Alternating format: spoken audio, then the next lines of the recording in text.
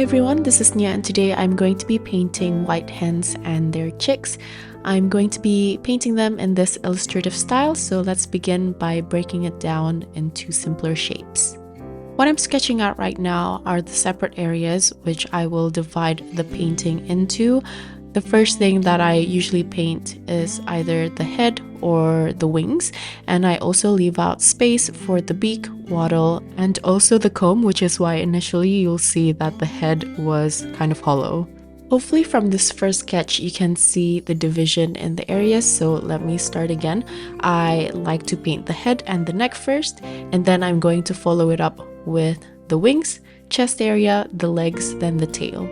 Once I'm done with the base shape of the body, that's when I will add the details like the eyes, beak, wattle, comb, and also the feet. Also notice how I'm shifting the body slightly. If you want the chicken to face forward, then you will see a bit more of the chest area compared to the wings, which will be slightly distorted and moved to the side. You can also play around with where the chickens are facing.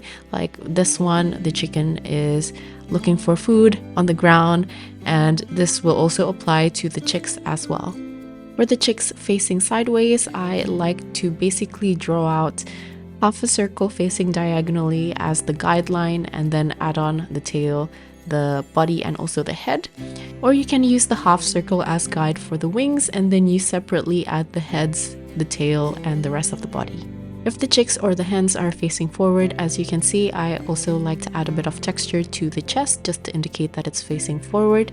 And as for the rest of the detail, I'm also going to add a bit of grass.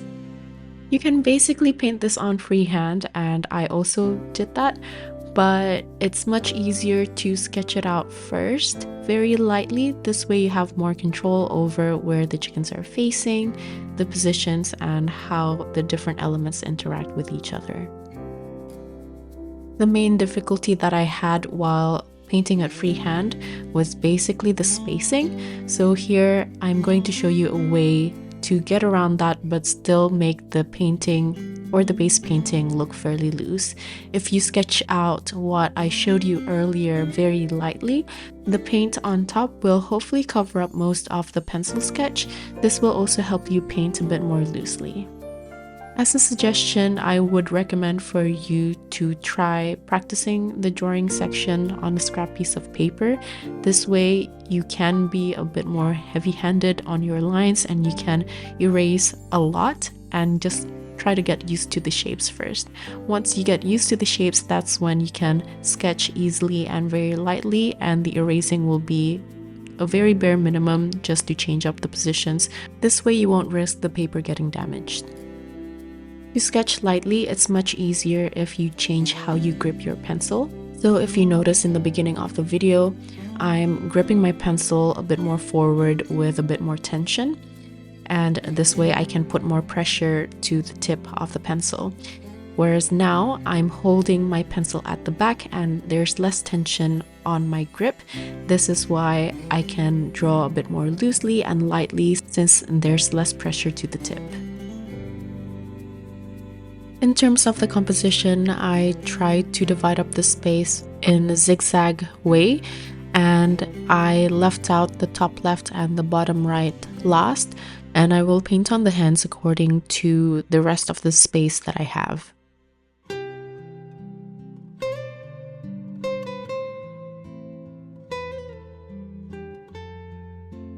Once I'm happy with the placement of the hens and I feel like the composition is fairly balanced, I'm going to indicate the space for the chicks. And for the chicks, I'm not really going to go into too much detail as I'm sketching it out. I basically just drew out circles or blobs, just making sure I get more or less the correct size and placement.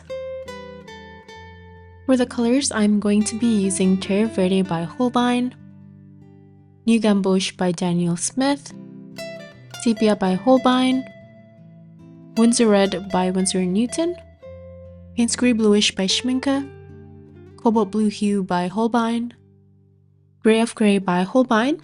I'll also be using some colored pencils. This is Cold Gray, and I'm also going to be using Ochre. These are both by Albrecht Dürer. but you can use any colored pencils that you have on hand. Lastly, I'm also going to be using this black pen, which is by Snowman and it's waterproof, to paint the eyes. The color mixtures are very simple and this is going to be very repetitive, but I'm just going to show you the first color mixture that I'm making is from Grave Gray and Payne's Gray Bluish with a tiny bit of Cobalt Blue. And this is going to be the base color. I'm using a medium to thin consistency to paint the sections of the chickens. As you can see, I'm painting it per section from the head and neck, the wings, the chest area, legs, and finally the tail. While I paint per section, you might not be able to see it here, but I'm leaving a tiny bit of negative space so those sections stay more or less separate from each other. And while the surface is damp, I use a dark mixture from Cobalt Blue Hue with Payne's Gray Bluish, and I'm painting on the shadows on those separate sections and letting the paint blend on its own. If the base surface is still a little bit too wet, it might travel too fast, and if that happens, you can take off the excess using a clean dry brush.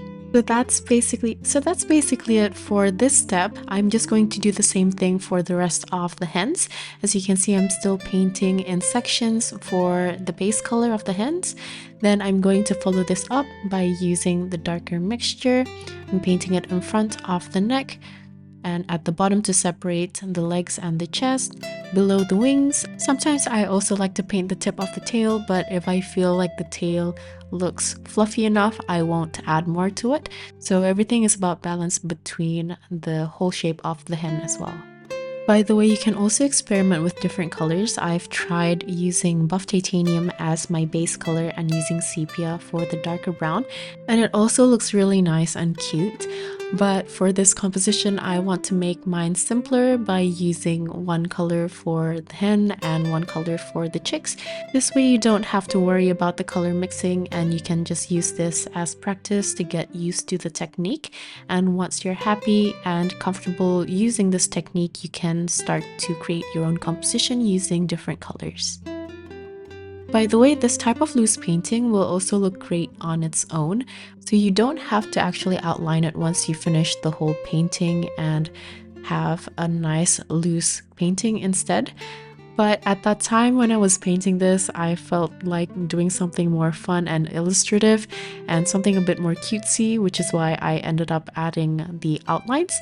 I just want to let you guys know of this, so you do have the option of finishing it up as a loose painting or with a children's book illustration style. Let me just zoom in a little bit so you can see with a bit more detail. I'm going to just paint on the base color again, just like how I did with the previous ones, and I'll get back to you once I add on the darker values.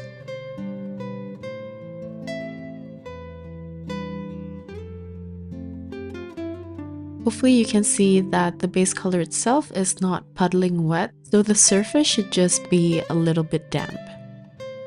As I'm adding in the darker value, I'm going to separate the section. Since this one is facing forward, I want to make sure the front part of the hen is separated from the sides, like the wings and things. So I make sure that the chest covers a little part of the wings. And after that, I didn't reload my brush, but use whatever was left to paint the rest of the detail. And if I need to smooth certain areas, I would then use a clean dry brush.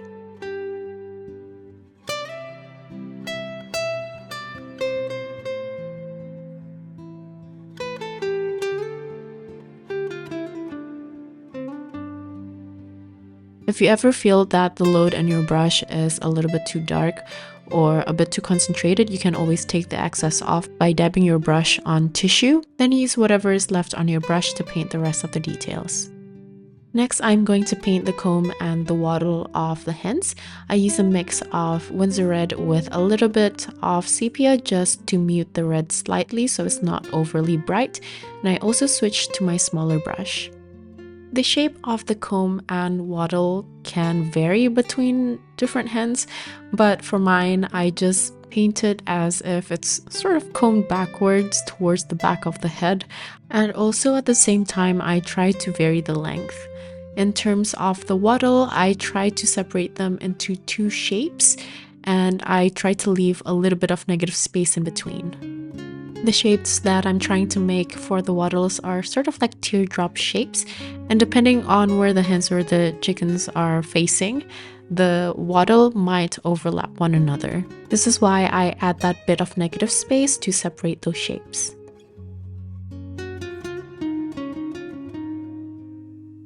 Once I've painted all those features on the hens, I'm going to move on to paint the beak. For this, I'm using the same red mix, but with added new gamboge to create a deep orange color.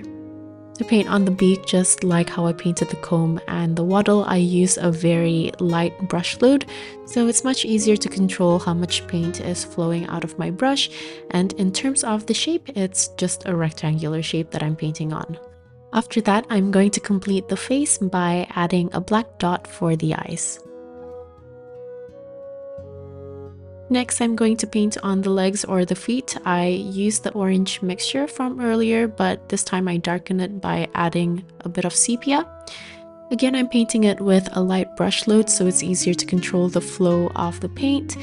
And I just paint it on as how I sketched out from the outline.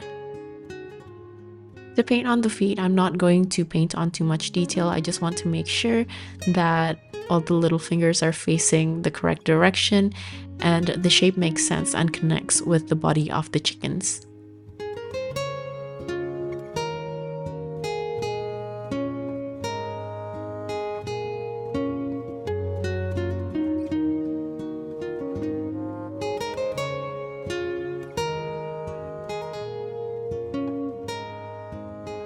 For the little chicks, I'm going to approach this one differently. I actually just painted on using my colored pencils to paint on the blobs. And as I mentioned earlier, this color is called Ochre. You can also use Hansa Yellow Medium to paint on the base color of the chicks using your watercolors.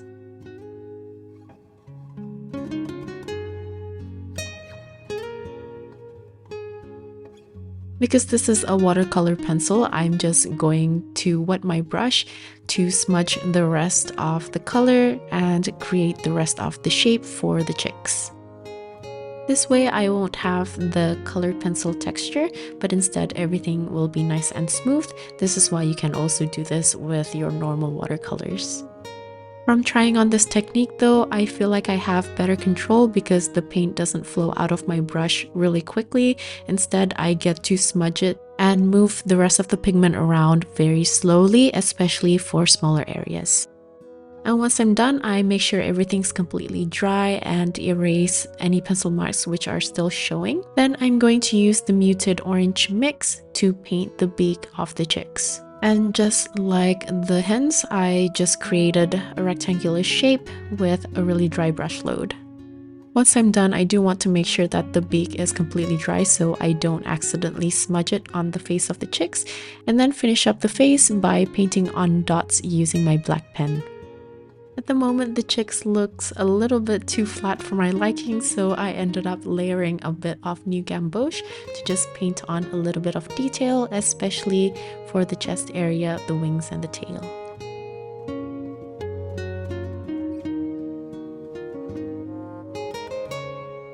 By the way, as you're painting on the details here, I am also not worried about smudging the colors using a clean damp brush to give a bit more depth to the chicks, because this is not going to really serve as the outline since I'm going to outline it later with my colored pencil. For the feet of the chicks, I use the same color as the beak, and I basically painted on the same way but much smaller than the chickens. If sometimes the areas are a bit too small to paint the individual claws, I just draw L shapes or backward L shapes depending on where the chicks are facing. After this, I'm going to paint on the grass using a mix of new gamboge and Terre Verte, and I switch to my big brush again to paint on lines facing diagonally in different directions. I also played around with the pressure of my brush to get the grass texture. I just scatter the grass around areas which are still looking a bit empty, And that's actually it for the painting portion of this. If you like how it currently looks with the loose wet on wet effect, you can leave it here, but I'm just going to continue on by outlining the chicks and the chickens using my colored pencils. To outline the chickens, I'm going to be using this cold gray color, and I do want to make sure that my pencil is fairly sharp so the lines can be nice and clean. As I'm outlining, I'm following the areas that I've already painted, but I like to exaggerate and make the chickens look a bit more fluffy by making the lines look a bit more rounded than how I've painted the base paint. And I also added extra texture for the neck, legs, and wings by using things like short lines, dots, and also short curvy lines. Personally, I feel like the outline brings the whole illustration together and it gives a cuter look to the face of the chickens that I've already painted. But again, it's completely up to you. You can also finish it off as the loose painting. By the way, another option for the outline is also using a pen or even a brush pen. Personally, I don't usually outline like this using colored pencils. This is also my first time painting or drawing in this style, but I actually really enjoy how the pencil texture looks as the outline, and I just find that it brings the whole painting together and it gives a more whimsical and children's book illustration style, which I actually enjoy. I also find it oddly satisfying to outline using the pencil for some reason. Maybe it's the texture or the pressure that I get to play around with. So I'm just going to continue on outlining the chickens, and then I'll get back to you once I'm ready to outline the chicks.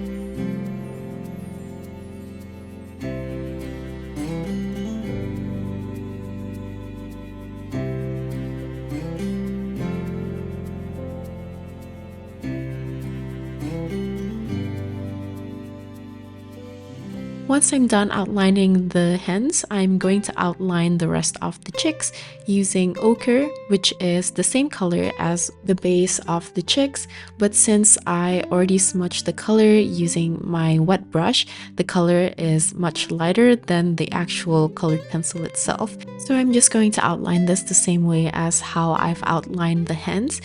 This time I'm not going to add on texture since the chicks are much smaller in size, but I do try to make the lines a bit more curvy to make the chicks look a bit more plump and cute. And that's pretty much it for this simple illustration. Like usual, all the list of tools as well as my social media links will be in my description box. The outline will also be available in my coffee shop. If you guys are still here, thank you so much for watching till the end, and I'll see you at the next one. Bye!